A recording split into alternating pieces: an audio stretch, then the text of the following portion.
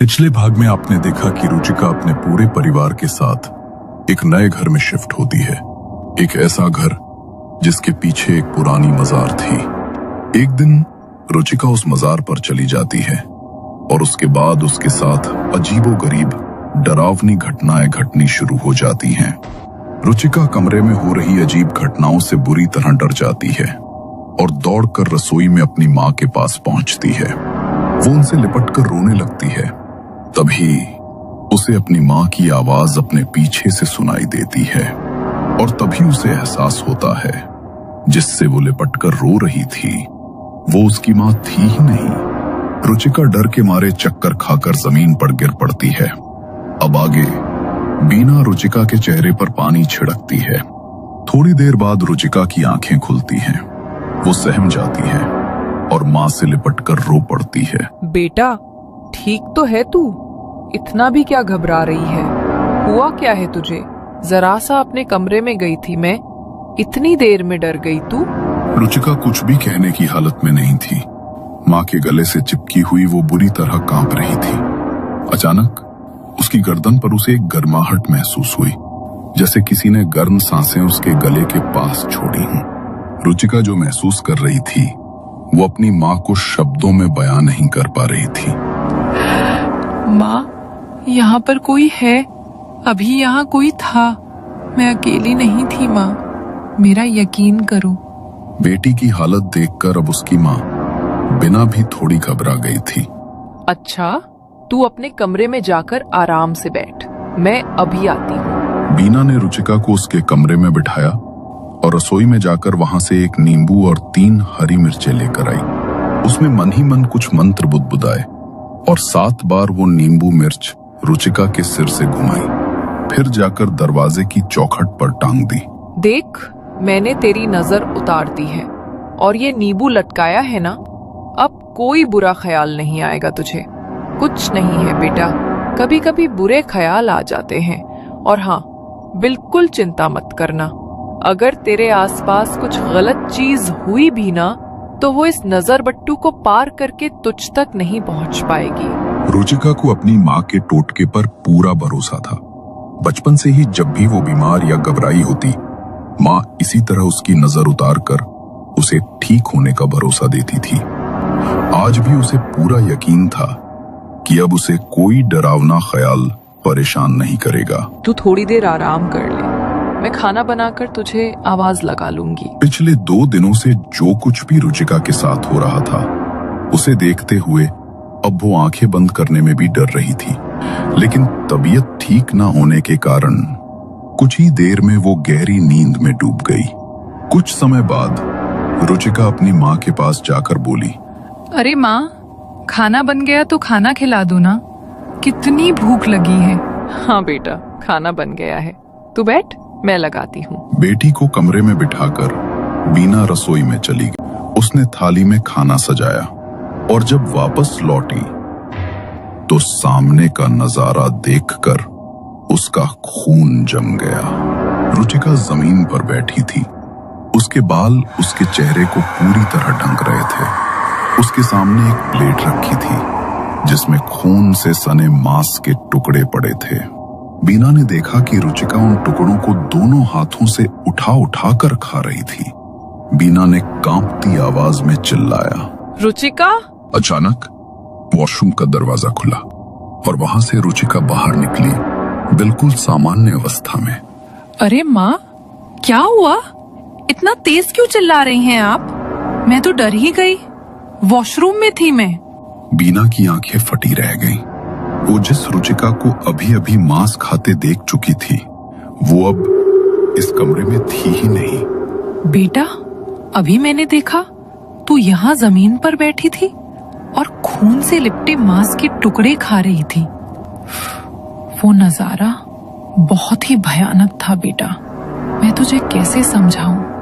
लेकिन अगर तू बाथरूम के अंदर थी तो फिर मैंने यहाँ जो देखा वो कौन था? अरे मम्मा, जब मैं वॉशरूम में थी तो कमरे में कैसे नजर आ सकती हूँ? और मैं कब से नॉन वेज खाने लगी? आप भी ना, पता नहीं क्या क्या देख लेती हो। एक इंसान एक ही समय में 2 जगह पर कैसे हो सकता है? आप भी अजीब बात करती हैं। अचानक ही रुचिका को अपने चेहरे पर पानी की कुछ बूंदें महसूस होती हैं। वो घबराकर इधर उधर देखने लगती है और तभी सच्चाई सामने आती है। वो तो अपने कमरे में गहरी नींद में सो रही थी।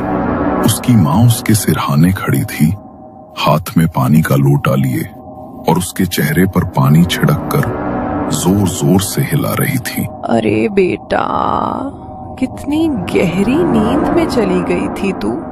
कब से तुझे उठाने की कोशिश कर रही थी, लेकिन ऐसा लग रहा था जैसे तेरे कानों तक मेरी आवाज पहुंच ही नहीं रही। तब जाकर तेरे चेहरे पर पानी छिड़का है। क्या हुआ बेटा? तबीयत अभी भी ठीक नहीं लग रही क्या? ओह माय गॉड, ये एक सपना था।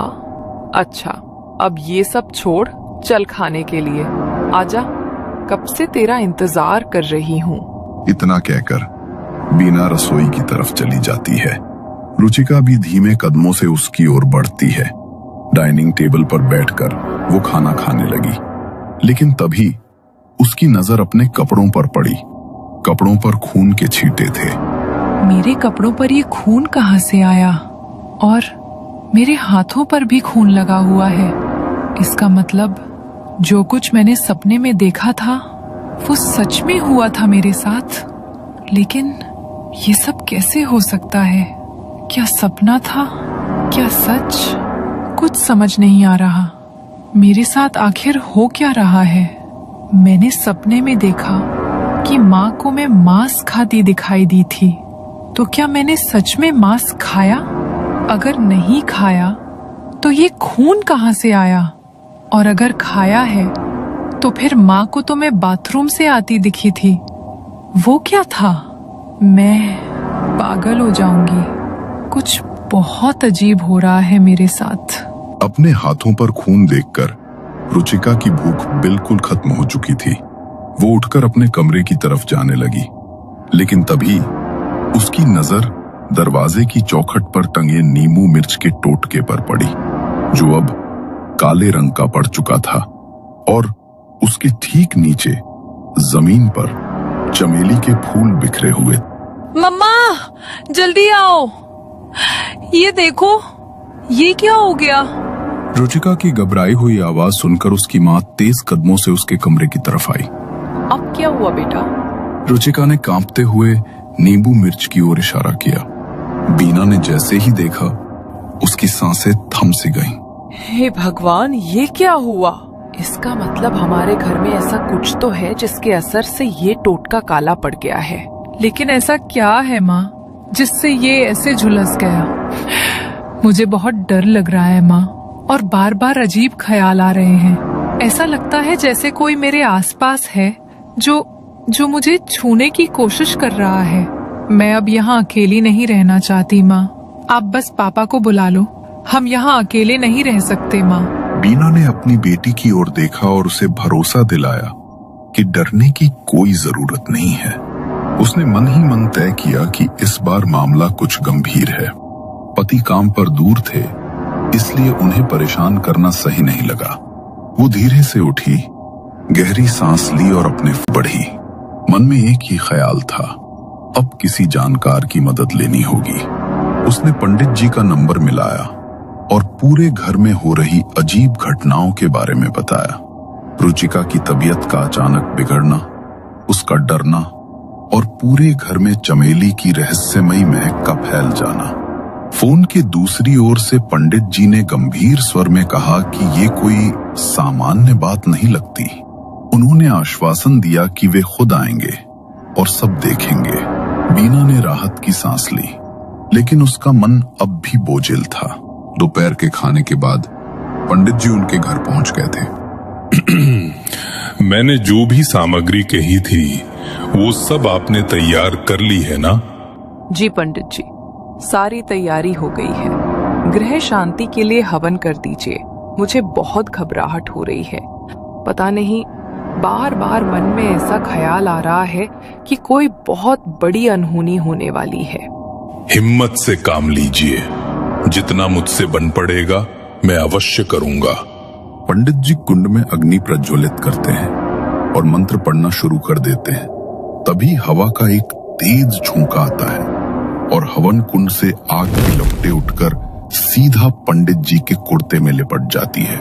पंडित जी के कुर्ते में आग लग गई थी, जिसे देखकर बीना और रुचिका बुरी तरह से घबरा गए थे।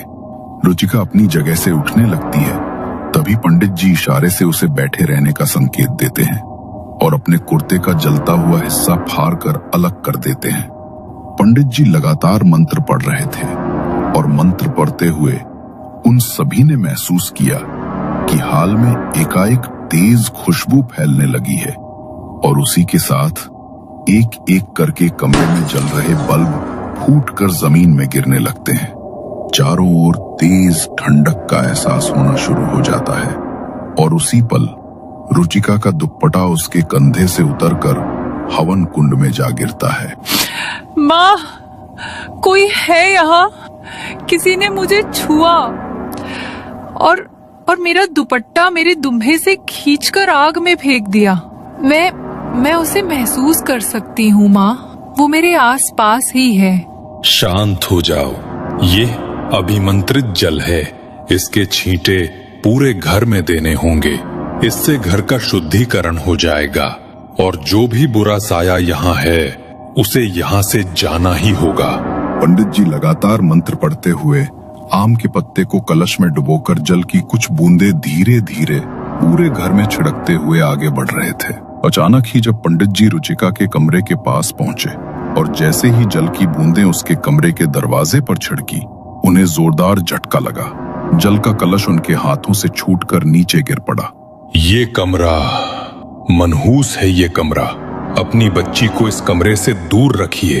आपकी बच्ची को कोई वहम नहीं हो रहा। जरूर कुछ बहुत शक्तिशाली है आपके घर में और वो जो भी है बार बार अपनी ताकत का एहसास दिला रहा है। आपकी बच्ची को खतरा है, बहुत बड़ा खतरा। लेकिन पंडित जी, आपके पास कुछ तो उपाय होगा। मुझे पूरा यकीन है पंडित जी, आप चाहेंगे तो हम इस मुसीबत से जरूर बाहर निकल जाएंगे। मेरे चाहने न चाहने से कुछ नहीं हो सकता। मैं सिर्फ प्रयास भर कर सकता हूँ, बाकी जैसी ईश्वर की इच्छा। पंडित जी बिखरे जल को वही छोड़ वापस अपने हवन कुंड के पास आते हैं और एक बार फिर से मंत्र पढ़ना शुरू कर देते हैं। माँ, वो देखो उधर सामने दीवार पर धुआं दिखाई दे रहा है, जैसे किसी ने अगरबत्ती जलाई हो। उधर ध्यान देना बंद कर दे बेटा और अपना ध्यान पंडित जी के मंत्र की ओर केंद्रित कर। वो जो कोई भी है, वो यही चाहता है कि तुम अपना ध्यान इस शांति पाठ पर ना लगाकर उसकी तरफ लगाओ। वो तुम्हें डराना चाहता है रुचिका, लेकिन तुम्हें डरना नहीं है। रुचिका की माँ अभी रुचिका की हिम्मत बढ़ा ही रही थी कि तभी अचानक कमरे में एक तेज आंधी चलती है और छत पर लगा हुआ झूमर आकर सीधा पंडित जी के सर पर गिर पड़ता है। ये सब कुछ इतनी जल्दी हुआ था कि रुचिका और उसकी माँ को सोचने समझने और संभलने का मौका तक नहीं मिला था। अगले कुछ ही मिनट में पूरे कमरे में खून ही खून फैल गया था और पंडित जी अचेत होकर जमीन में पड़े हुए नजर आ रहे थे। अपनी आंखों के सामने पंडित जी की ऐसी हालत देखकर बीना और रुचिका दोनों का डर से हाल बेहाल हो जाता है।